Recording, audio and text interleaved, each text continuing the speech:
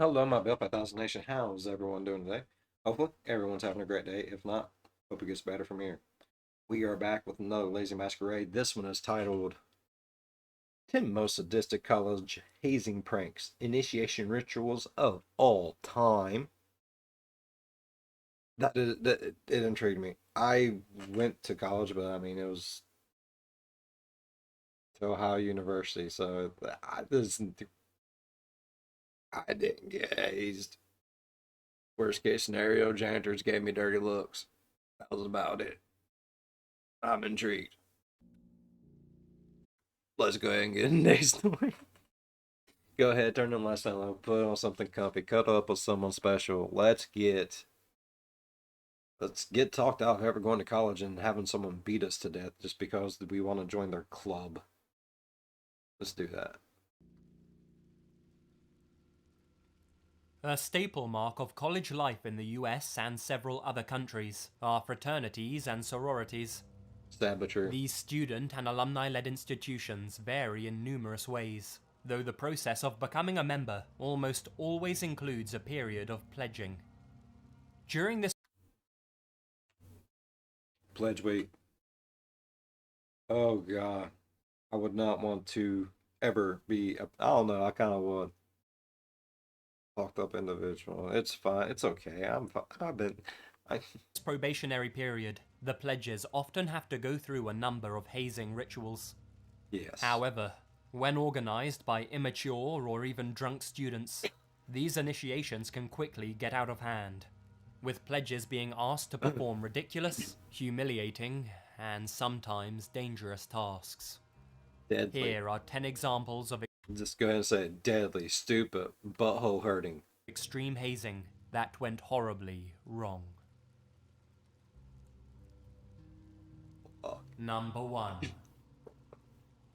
Numero uno. 19-year-old Kenny Luong was one of 10 pledges taking part in a hazing ritual at the University of California's Irvine campus, where they were made to play a 3-hour-long game of American football against 40 brothers and alumni of the Lambda Phi Epsilon, a fraternity with a notoriously bad reputation.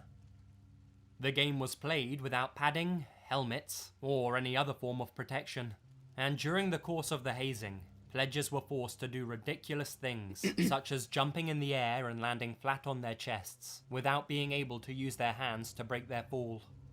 Despite numerous pledges splitting their chins open in the process, they were forced to continue. During the course of the grueling event, the active members of the fraternity became more and more violent towards their pledges, piling into them with force. Exhausted, dehydrated, and in pain, the pledges could put up little resistance. Kenny was tackled so hard, he was left unconscious on the ground. For 10 minutes he lay there, with nobody even realizing he may be seriously injured. That was until he began to violently convulse on the floor. Oh my god. He had been tackled so hard that his brain began to swell inside his skull. Before calling an ambulance, the brothers and alumni forced the other pledges into a vow of silence, instructing them to simply tell authorities that they were playing a friendly game of football and that this was definitely not an initiation. Kenny was eventually taken to hospital, but was pronounced.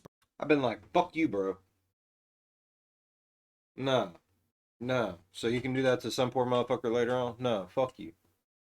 I'm telling everyone. Brain dead later that week. Some of the other pledges didn't keep quiet. I wouldn't know. When Fuck asked that. if he thought that the Lambda members would be prosecuted, Daniel Day, one of the other pledges, stated, "All Lambda presidents have lawyers. They're prepared for this." This all took place in 2005, and Daniel Day was right. None of the fraternity members ever faced criminal charges. Number 2. That's awful. Drinking is a big I hate shit like that. I do. Like a subscriber down where she lives. They just had a bunch of kids in the same situation doing stuff to a poor child that has learning disabilities and stuff. And everyone was scared that nothing was going to happen to them because their parents was, high profile people where they live, and that's ridiculous. Nobody should feel like nothing is going to happen because that person's slightly more special than this person. No, you put your britches on the same way I do. Well, you guys might not put your britches on like I do. Like I somersault out of bed, a falcon comes down, grabs me, and like hovers me over while chipmunks build me a pair of pants around me. Custom fit every time. Well, they do an amazing job. Big part of college life. For many students, it's the first time they're really able to let loose, away from their parents and in an I tried to keep a straight face afterwards. It just didn't work. environment where social gatherings are, in large part, fueled by booze. It's no wonder that alcohol is incorporated into many initiations. But at Cheers. this early point in their lives, and with the legal drinking age in the US being It also takes some of the pain away. Just saying. 21, younger pledges are often inexperienced when it comes to heavy sessions of drinking. In an article she wrote for the Huffington Post, No, no. But the legal drinking age is 21. How many people out there abide by that rule? We all do. We all do. Me, I was responsible and I didn't drink a drop until I turned 21. So he's right. When I turned 21, I had taken my first sip of beer, and next thing you know, I was butt naked running down the road singing There's Tears in My Beers. Like, it happens. I had no experience before that moment. Ravital, a 2009 Dartmouth graduate, exposed exactly what happened to her during her sophomore year as a Kappa Kappa Gamma pledge. Her future sisters in the sorority blindfolded her in the middle of the night. Where do they get the names of these fraternities? Is there someone just sitting down like, hey, I want to start a fraternity. Hey, me too. What should we call it? I don't know, man. Let's call it Alpha Nu Mega Megatron. Let's call it Alpha Megatron. I would join that club instantly. Led her into a car and told her to chug an extremely strong alcoholic concoction from a large Alpha 5 Megatron. water bottle. Simple enough, but things were taken to ridiculous extremes. Ravital was also given shots of vodka, which she was made to drink in between gulps of the alcoholic punch. Damn. Determined to join the sisterhood, Ravital drank an ungodly amount. She was then forced out of the vehicle, at which point her memory of the night completely disappears.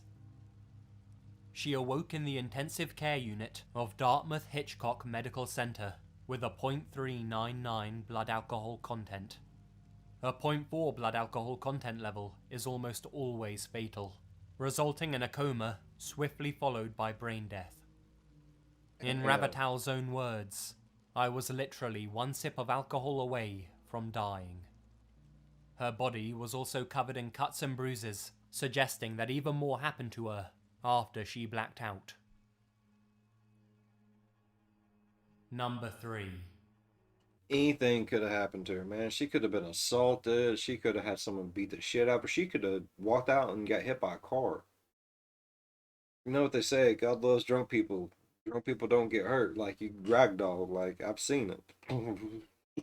Oh my God, they're dead. Nope, nope. Didn't even spill my beer. Had my thumb on it the whole time. It's all good.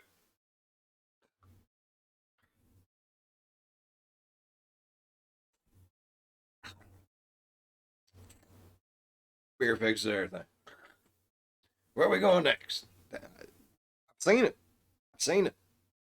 My Uncle Sam. I swear, I've seen it. If you didn't like liver before, you certainly won't after this. Hazing in the Greek system dates back a long way, and this particular initiation ritual took place in September of 1954 at the University of Southern California. Kappa Sigma pledges were told that, in order to become a brother, they would each need to swallow a quarter-pound piece of raw liver without chewing. That's basically the same size as a club sandwich. The liver was soaked in oil, and the initiates began to attempt this seemingly impossible task. One of the pledges, Richard Swanson, began to choke on the meat after it became lodged in his throat. Unable to breathe, Richard died 2 hours later in hospital, struggling and gasping for breath the entire time. Oh my Perhaps God. the darkest part of all of this is that the brothers of Kappa Sigma attempted to cover up the fact that Richard was choking as part of a hazing ritual by not telling the ambulance crew about the meat that was stuck in his throat. As a result, the paramedics thought that Richard was suffering from a nervous spasm. Had they confessed to what they were forcing their pledges to do, Richard would have likely survived. Number 4.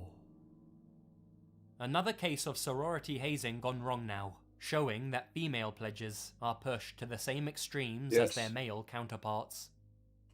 Cal State. I'm not okay. Yeah, I'm going to say something. I'm sorry, ladies, but you guys are more sadistic than what men could ever dream of being. Not always, not always. You guys are. I love ladies. Y'all sweet. I am a big fan. I am. But you guys have this Sour Patch Kid brain. It is sweet, but there's this sourness to it that just they can ruin shit. So I like to think that yes, as fucked up as men can be and think, y'all got us beat. Just saying. Alpha Kappa Alpha chapter is one of the USA's most respected black sororities. After a week of intense hazing, 22-year-old Kristen High and 24-year-old Kanitha Safir were both taken to Dockweiler State Beach, where they were forced to exercise for hours on end as part of their pledge. Despite the fact that Kanitha didn't know how to swim, the two pledges were then instructed to walk backwards into the ocean. Seeing as they'd come this far, and were so close to being accepted into the sisterhood, the girls obliged. Go big or go But home. the sea was more ferocious than usual that night. Kanitha was hit by a wave that dragged her further out into the ocean. Being her friend, Kristen knew that Kanitha couldn't swim, and valiantly swam out to try and save her from drowning. Unfortunately, strong currents pulled both of the girls under, and neither of them would surface again until their bodies were recovered from the sea. Number 5. And this is from people who are smart because they're going to college. Man, I went to community college. You wouldn't catch my dumb ass doing nothing like that. Fuck you. How'd you die? I went to Harvard. What? Bro, you ain't been pledged until you've been pledged at Harvard, bro. Like, they had this one thing, like, 1979, Louisiana State University. In perhaps one of the more obviously dangerous hazing rituals, members of Theta Psi blindfolded a group of pledges and forced them to walk blindly down a highway, guided only by the voices of their frat brothers. A car that failed to spot the group of blindfolded pledges crashed right into 5 of them. 3 of them suffered broken legs, but one of the pledges, Bruce Wiseman, was killed on impact. Whoa! Number 6. What? 18-year-old Chad Meredith was a Kappa Sigma pledge at the University of Miami back in 2001. He was a charismatic young man, and the fraternity members were all excited about Chad joining their ranks. On the 5th of November, only a few months after Chad started college, classes were cancelled due to a hurricane warning. This was cause for celebration, and the Kappa Sigma brothers and pledges drank together back at the frat house. Travis Montgomery, one of the brothers and a personal friend of Chad's, suggested that the pledges go through a rite of passage that night to swim across Lake Osceola. Travis said that he had done it back when he was a pledge, and so it made sense that the others follow in his footsteps. Okay. Drunk and determined to prove himself worthy, Chad agreed. So, in the dead of night, he stripped down to his underwear and began to swim the 437 feet across the freezing cold lake with 2 other fraternity members. But Chad only made it halfway before he started struggling and calling for help. His 2 elders continued to swim to dry land, assuming that the other was helping Chad. Intoxicated and exhausted, he struggled on as far as he could, but simply couldn't swim any further. Chad surrendered to the lake and disappeared out of sight, only 34 feet from the shore. When his body was recovered, his blood alcohol content was 0.13. His family was awarded $14 million in compensation, taken from Kappa Sigma's insurance policy, the largest amount ever awarded for a fraternity hazing death. Fraternities actually have insurance to cover their asses in case you die during a haze week? Are you fucking serious?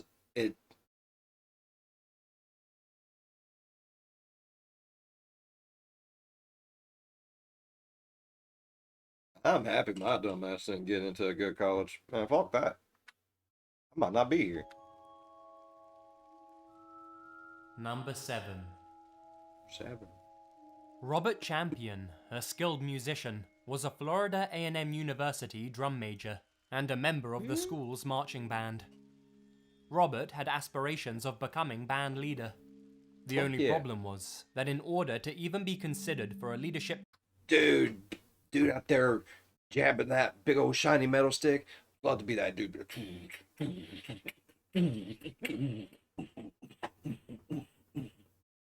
I watched Drumline. I know how they get down. I couldn't do it. Position. I have no rhythm. I'm not even gonna lie. Like, I can keep beat decently, but I have this thing, if something catches my attention, it's like...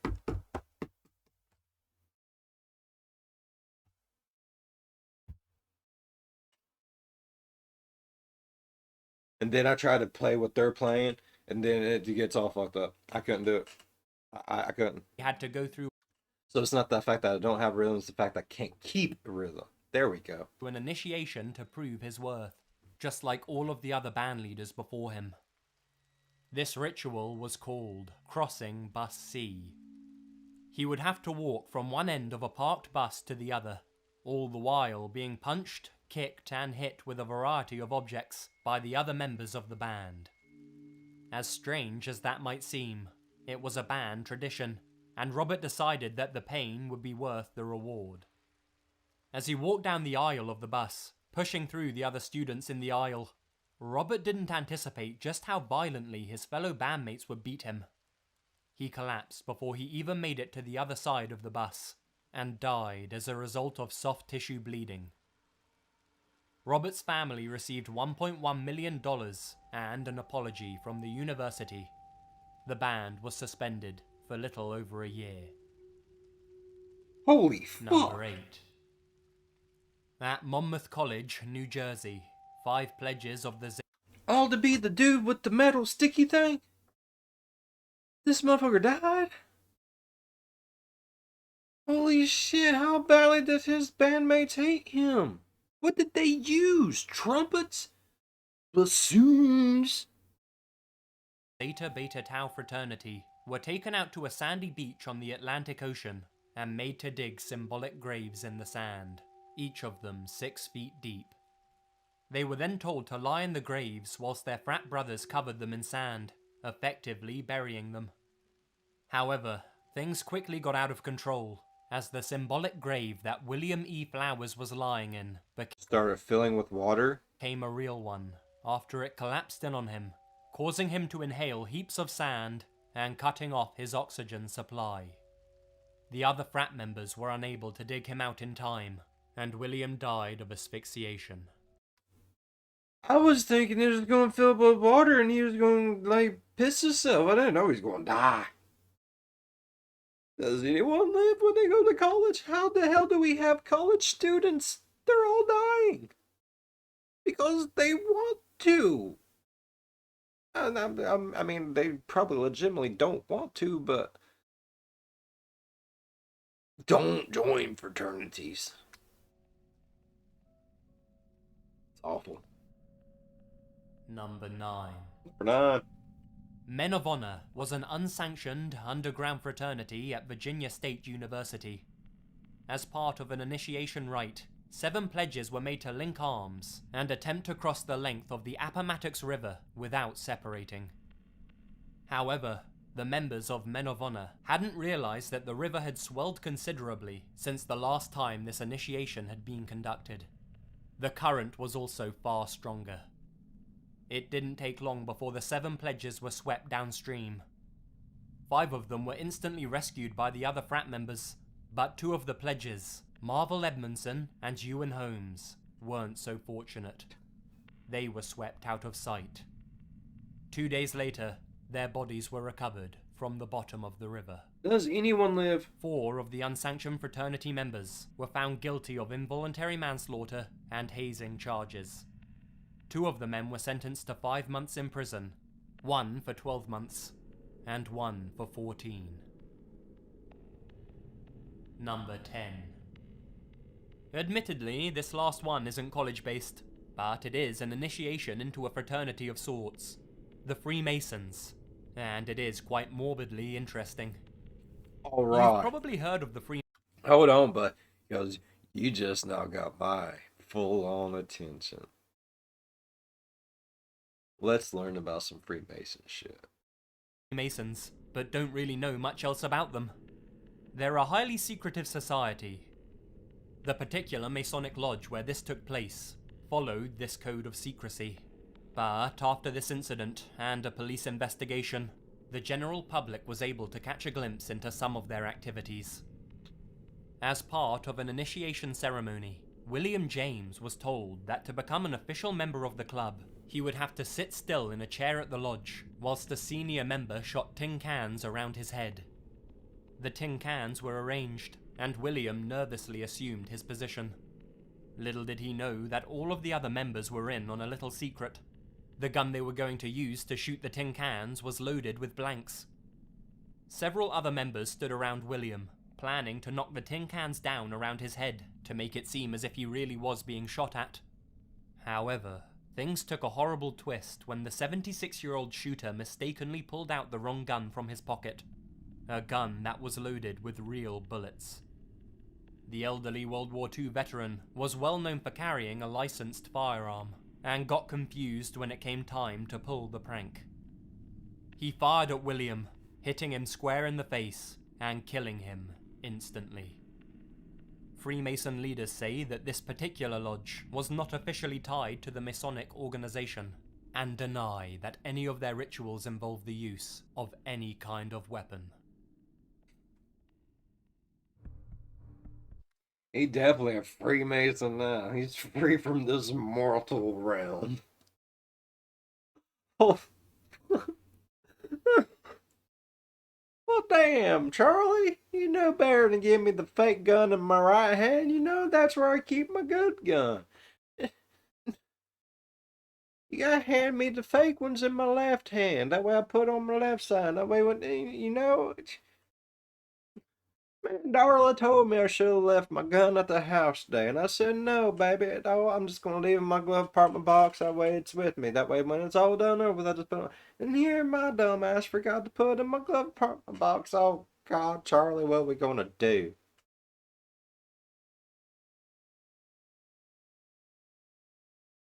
I know sometimes I go on little tangents, but that popped up into my head and it made me giggle. I went,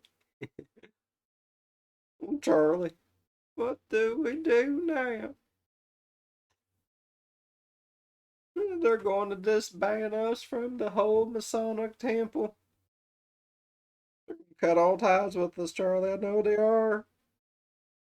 This is the second time this has happened. They said last time if it happened again, they was going to do it to me.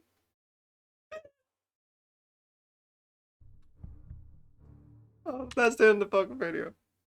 Oh shit. That was a good video. I really I enjoy these ones. They make me giggle. Some of them are just fucked up. Makes me feel better about not going to college. Not a fancy one with like universities, gamma, pi, alpha, omega, whatever the fuck it is.